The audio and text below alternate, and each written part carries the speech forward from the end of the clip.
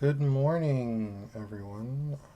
Welcome back to my Final Fantasy XIV Heavensward playthrough, episode 3. Last episode was a little chaotic because I had a friend of mine. I was playing with my friend. He helped me out with some of the dungeons and trials, and it's just I'm not used to having someone else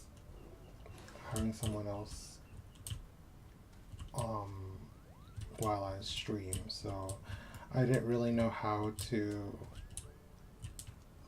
do, like, I didn't really know what to do. So it's a little chaotic. I tried to but it was fun. I mean, he's really fun. I have a really fun time playing with him. So let's just continue on with the story. Last time we did the All Psalm dungeon, and we gained access to the Churning Mists. And then we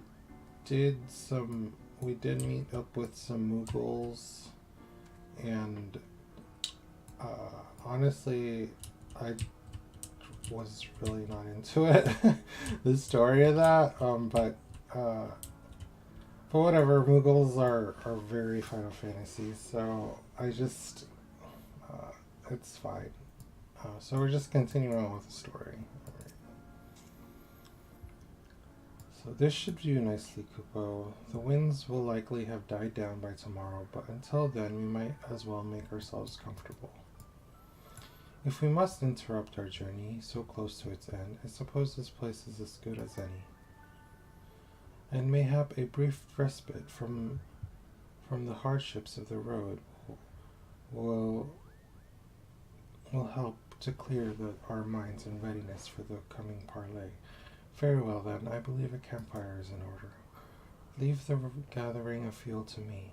I acquired a keen nose for firewood during a time in the frozen wastes of Korthas.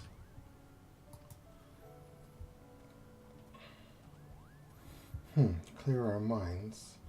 'Tis Master Alphinodes whose minds need clearing. The thoughts of meeting a great worm in the flesh has befuddled the boy. Did you see him stroll away as if these ruins were not crawling with deadly beasts? Follow him, Valerian, and see the wildlife does not make a real meal of our young friend. We will have the camp ready by the time you return.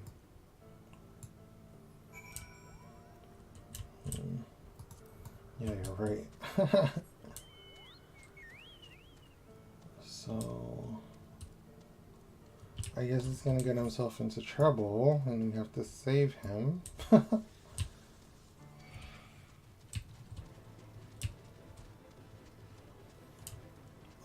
Can't believe this place has so many dragons. I guess it's because it's home of the dragons, so it makes a lot of sense. Can I jump down here? Oh god, am I stuck?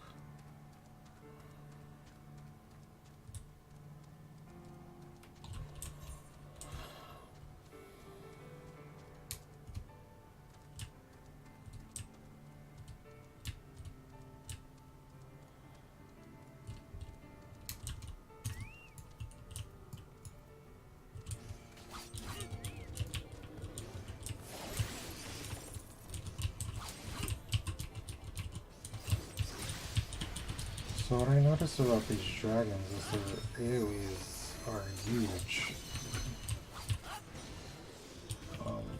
They have to be like really quick.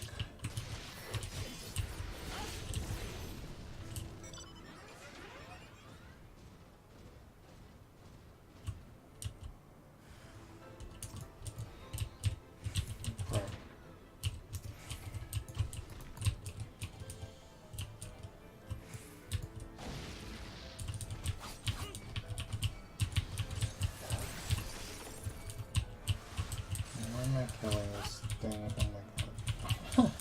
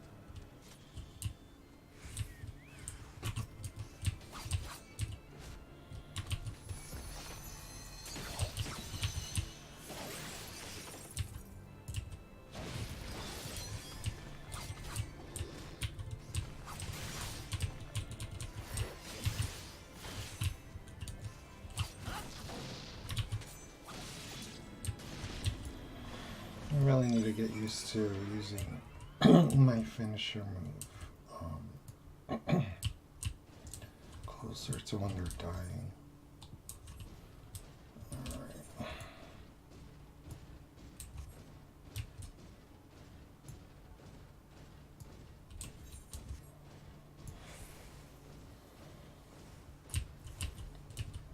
There's fate here.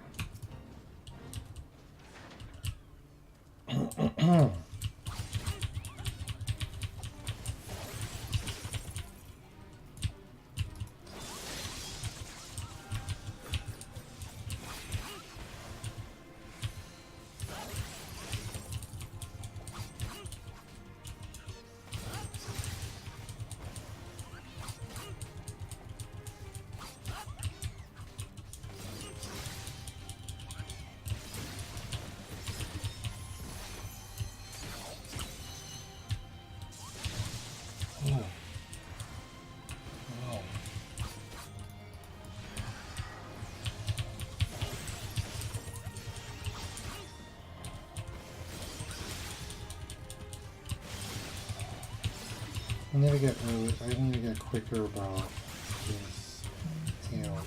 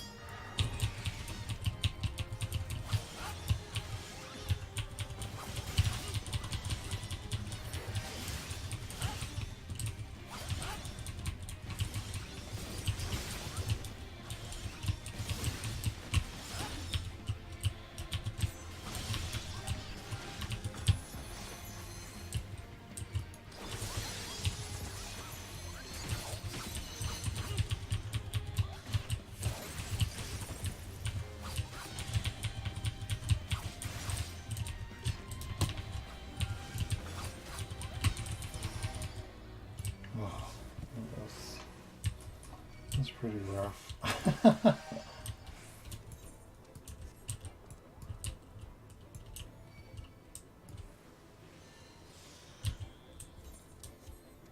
Alright. Got out. Worked out.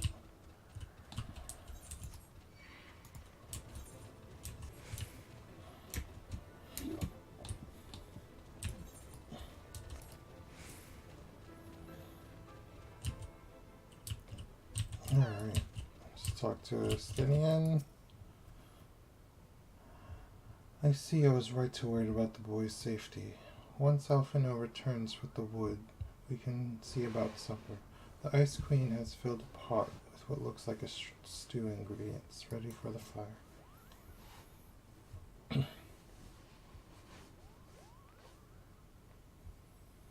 Oh wow.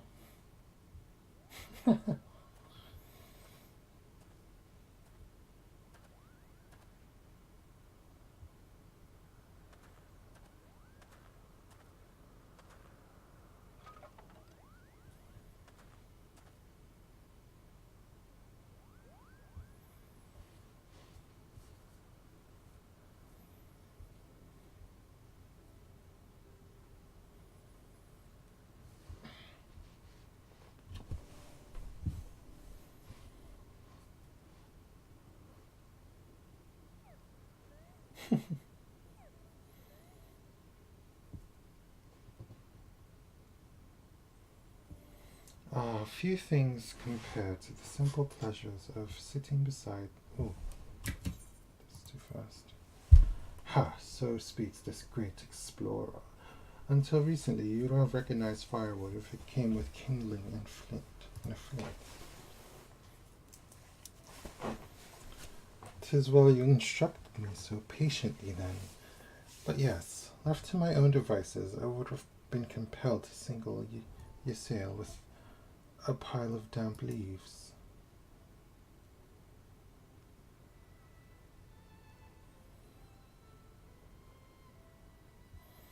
I was born the pampered son of a Charlian dignitary, and alongside my twin became the youngest student ever to be accepted into the studium. How proud I was to match wits with scholars and philosophers, but ignorant of my own shortcomings. That hubris invited manipulation and betrayal, and led to the downfall of the scions. We are all guilty of similar ignorance.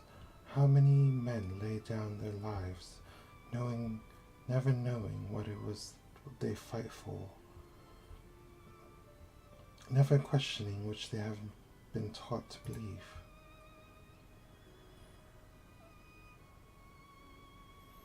"'Twas only upon meeting Revelska,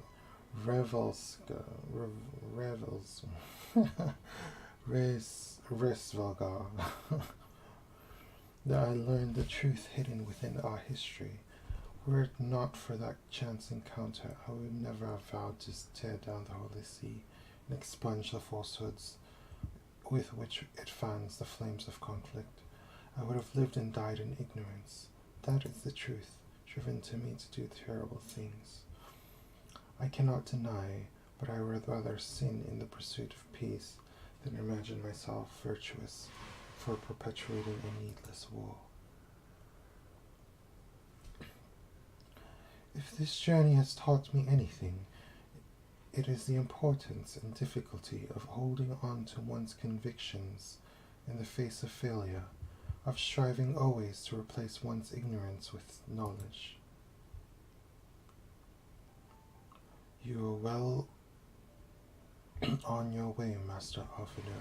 At your age, I was but a fool swinging a spear, with scarcely a thought in my head.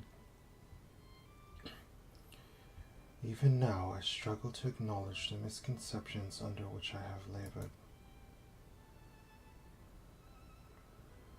Sitting here amongst these grand ruins, how can I deny that man and dragon once lived in peace? But for all that such an age existed, we are now in a time of war. Nidhogg killed my family, and no quirk of history will exonerate him. I may be ignorant of how the Dragon Song War began, but if we do not put an end to this conflict now, I can say for certainty that it will only breed more vengeful souls such as mine.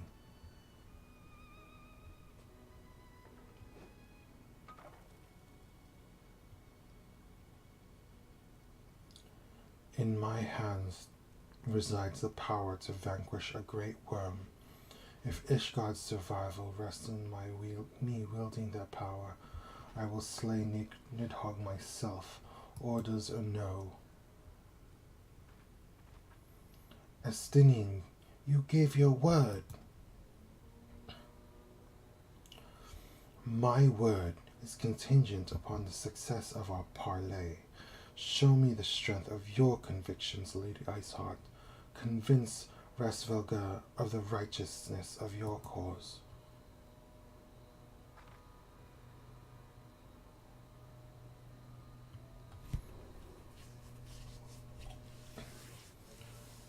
Doubt not but that I shall, dragoon. Well, winds willing, we shall have our answers on the morrow. Let us sleep now and face our fate with the rising of the sun. I'd be too scared to sleep. There are some threats looming about.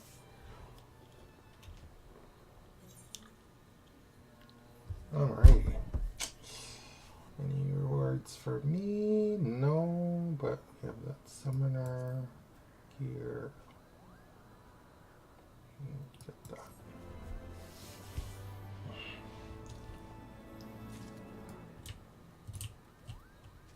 Oh, mount increase, speed increased. Internist, awesome. Oh, wow.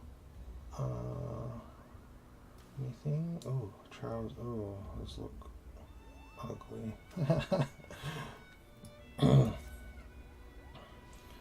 The campfire was so cozy. I must have fallen asleep. Kupo. But do you feel how the winds have shifted? They have borne I have a hard time saying his name all the time. Resvelgar back to the skies above Zenith. I'm sure of it. This is your chance to climb the highest floor of the palace and summon him with a toot of that shiny horn. So, I'll be heading back now. If it's all the same to you. Good luck, Kupo. It was nice knowing you. Oh no. Okay, bye.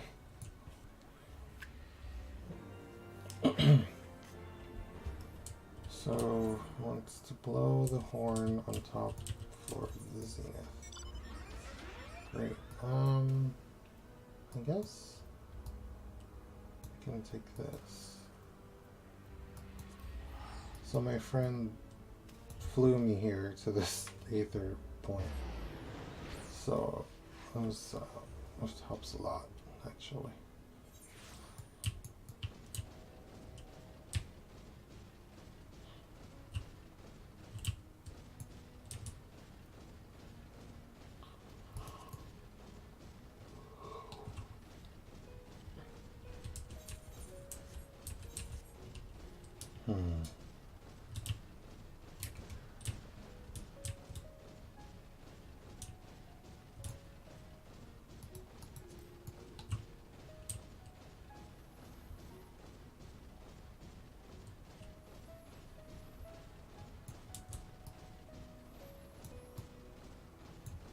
This is going to be a long ride.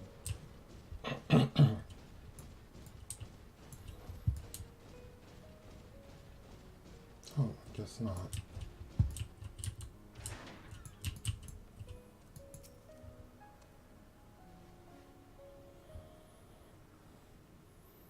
Ugh, my clothes are hideous. I need to glamour them soon. After I get these pants.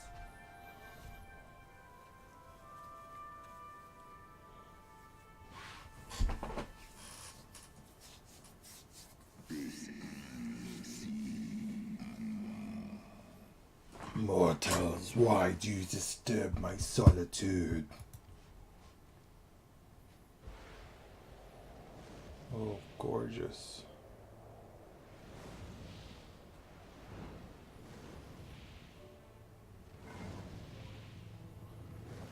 The dragon designs in this game are just amazing.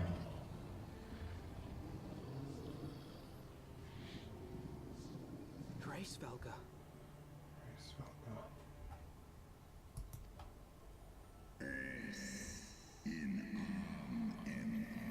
Thou speakest the name of a creature that but awaiteth the release of oblivion. Leave me. By the 12. Mine ears hear the tongue of dragons, yet the meaning rings clear within my mind. How can that be?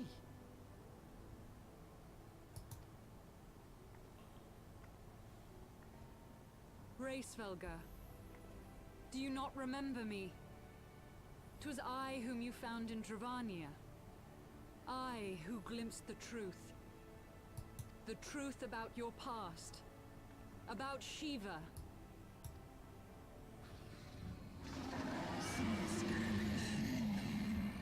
not speak her name, mortal. But speak it I must. I have summoned Shiva's soul from the beyond and offered myself as her vessel. She has made her heart known to me. Foolish girl, thinkest thou my beloved spirit has descended from the heavens? That the secrets of her heart are thine to know? I have surrendered mine to her.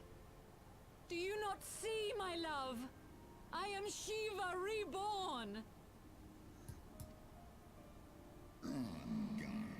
Gullible fool. The light has illuminated the past for thee. It does not grant thee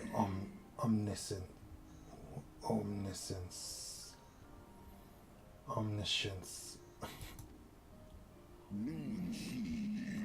The spirit thou hast summoned belong not to Shiva, but 'tis a shade conjured by thine own fancy.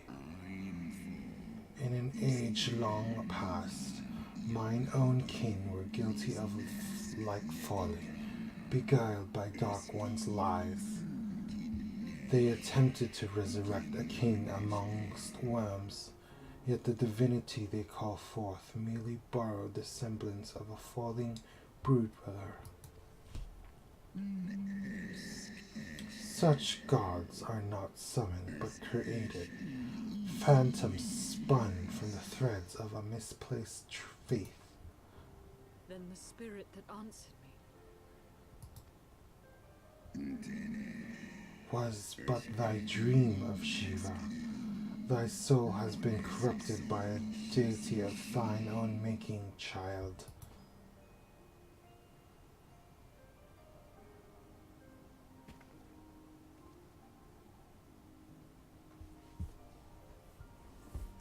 Be that as it may, Lord Hraesvelgr, Izel's desire to heal the rift between man and dragon is real, and it has borne us this far.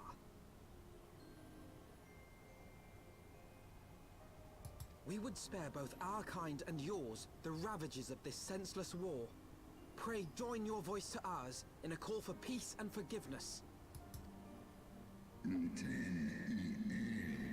The tale of thy voice is one of avarice, treachery, and greed, and thou wouldn't speak to me of peace?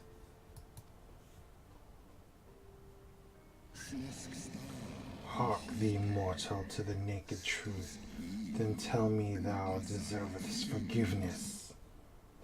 Oh, I'm about to fight you.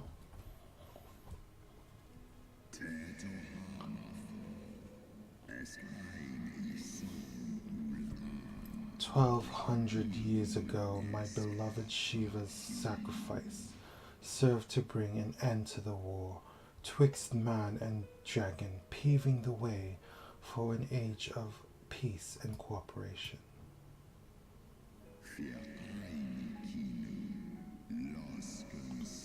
2 centuries of harmony were to follow, during which time the Elezen learned much about us, not least that the eyes of the great worm are the wellspring of his strength. Oh. 'Twas out of selfish desire to possess this strength that King Thoradin then conspired to undo all that our peoples have achieved together.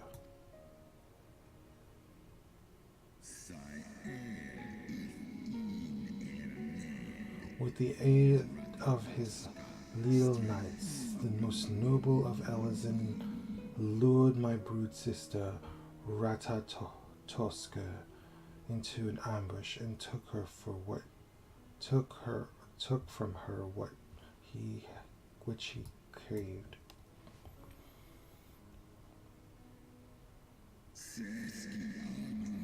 Fain would I strike the image from my mind, yet still the scene doth linger of my brood sister's tattered corpse, defiled by her Elezen allies. They had torn out her eyes and feasted upon them in the manner of wild beasts. Yet that is not all, for from their bloody banquet the fiends have gained strength beyond of that of immortal men. Even now I labor to comprehend the enormity of their betrayal.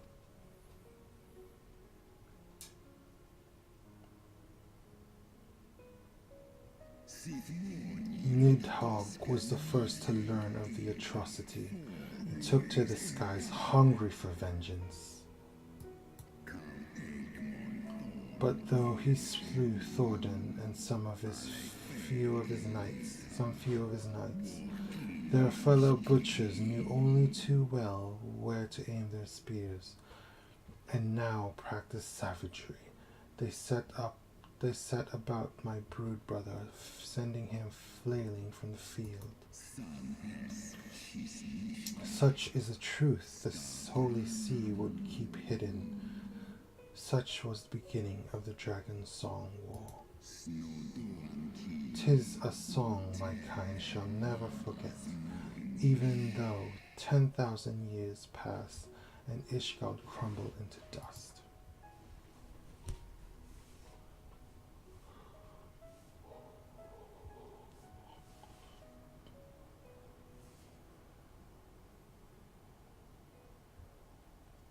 Your tale bears scant resemblance to the one I was taught. How convenient that it should absolve your kind of all responsibility.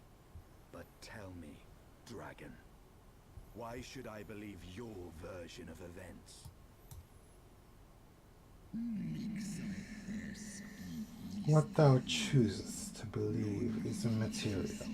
The betrayal that yet haunts mine every waking moment is no less than the truth to my kind. And Nidhogg meaneth for Thordan's people to suffer for this sin till the end of days. That which thou imagine a war of extinction, but a punishment, a siege of the spirit. Thou hast not seen those who tire of the torment, those who abandon their own and side with the dragon kind. Ishgard's so-called heretics.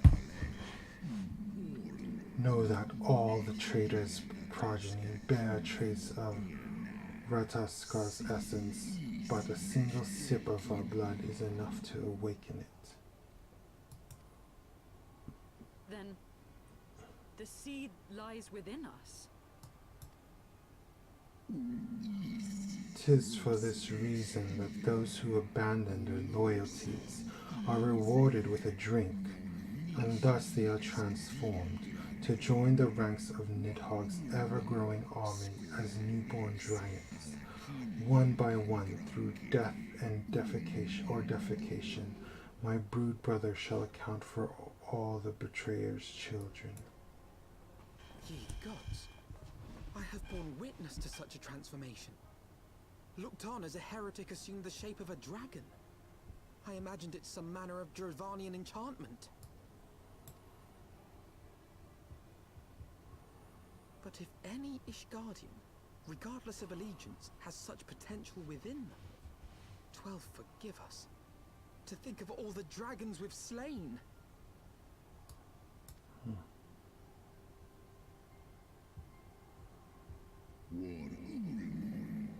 There will always be some, of course, who choose to fight until the bitter end, like thee, dragoon. But struggle as thou might, thy youthful vigor will be spent ere thou reachest 210, and Nidhogg shall remain to torment thine offspring. Oft have I wondered why Nidhogg did not simply raze Ishgard to the ground. Now I have my answer. He has no intention of winning the Dragonsong War, for it is no war at all, but vengeance, an eternal requiem sung for his murdered sister. Thou hast the right of it, Dragon Slayer. Comprehensest thou now the futility of thy quest? I have not come this far only to admit defeat. We can still return the eye to Nidhogg and beg forgiveness for our ancestors' crimes. Mayhap our words will sway him. Stubborn child, thou thinkest in mortal terms. Our perception of time is too broad for thee to grasp. 'Tis a simple matter for thee to offer thine apologies. Thou didst not perpetuate the crime. Despite thy visions, the deeds of history shall seem distant to thee.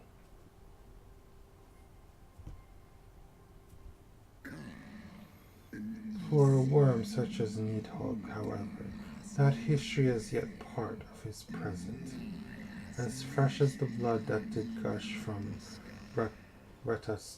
Ratatoskar's wounds. How could he not be driven mad?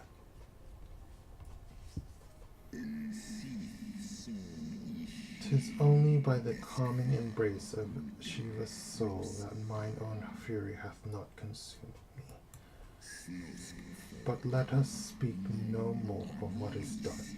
My faith in your kind is spent, and I would be alone.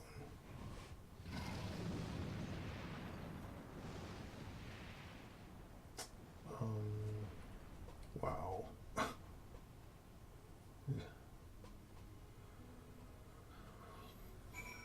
Wow, that's crazy. Rasvelga was every bit as awe-inspiring as I imagined. His voice fairly dripped with power. The will lie behind his words so undeniable that transcended my ignorance of the dragon's tongue. 'Tis but a pity that I misliked what he has said. What he said. So far did we travel, even up onto the very heavens themselves, only to be dismissed like unruly children, and far from mitigating this humiliation. The hidden truths we have learned serve only to prove that our grand mission of peace was destined to fail from the first. Nothing will deter Nidhogg from his course.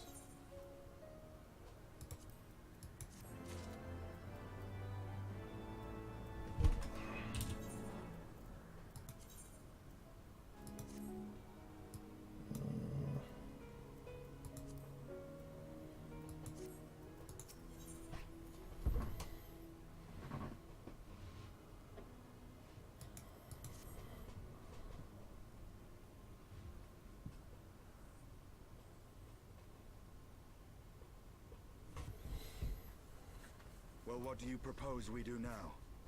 I, for one, am intent on continuing to the east. What is there to be found in the east? Nidhogg's lair, the Eyrie, is said to lie in that direction. And the eye tells me he is near. You cannot still mean to slay him.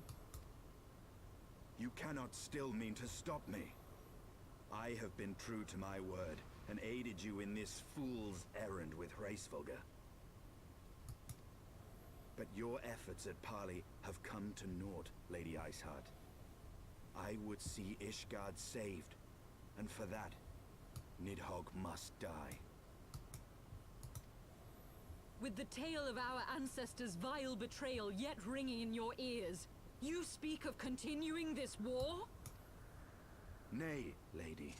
I would but pierce its vengeful heart. When Nidhogg dies, this war shall die with him. A moment, Estinian. You yourself spoke of the Great Worm's strength, that you believed him powerful enough to raise your city to the ground. How then are we few to challenge him? Even behind the stout walls of Ishgard, with an army of knights manning the defenses, our victory would be hard won. Yet you propose to contend with the beast in his own lair. In close combat, this will afford us an advantage. And if the tales are true, the Warrior of Light has bested many an invincible foe. But such speculation is meaningless if we cannot even find the worm. Our first task must be to seek out Nidhogg's lair. Where does he even put The that story of eye? this nation grows bloodier by the moment. Must death always be answered with more of the same? Such is the way of things, I fear. I shall consider it a miracle if mine armor is not stained crimson ere this conflict is ended.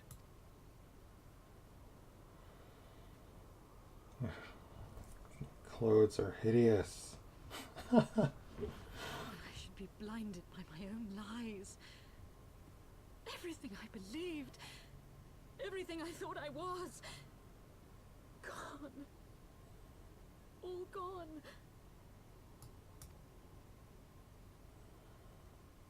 Leave her. Your words will not reach her now. And we have not the time to wait for her to gather up the pieces of her shattered faith.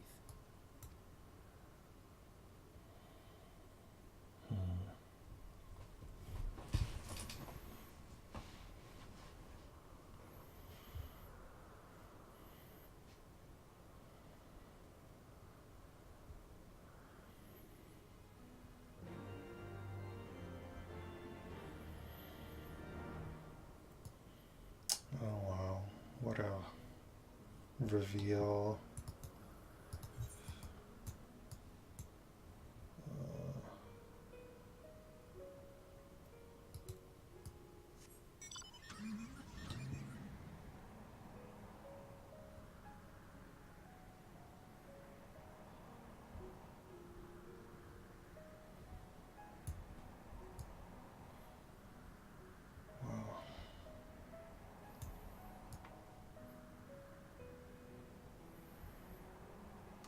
So I think,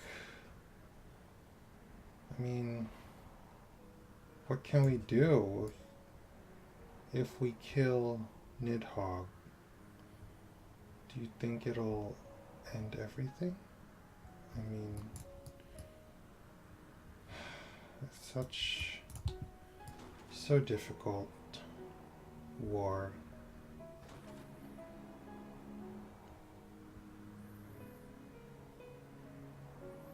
It's all because people were greedy and killed a dragon. Anyways, I'm gonna take a break. I'm gonna end this episode for now. In the next episode, when I come back, my dailies in the gold saucer will be reset, so we can start those when I get back. So I'll see you guys then. All right, bye.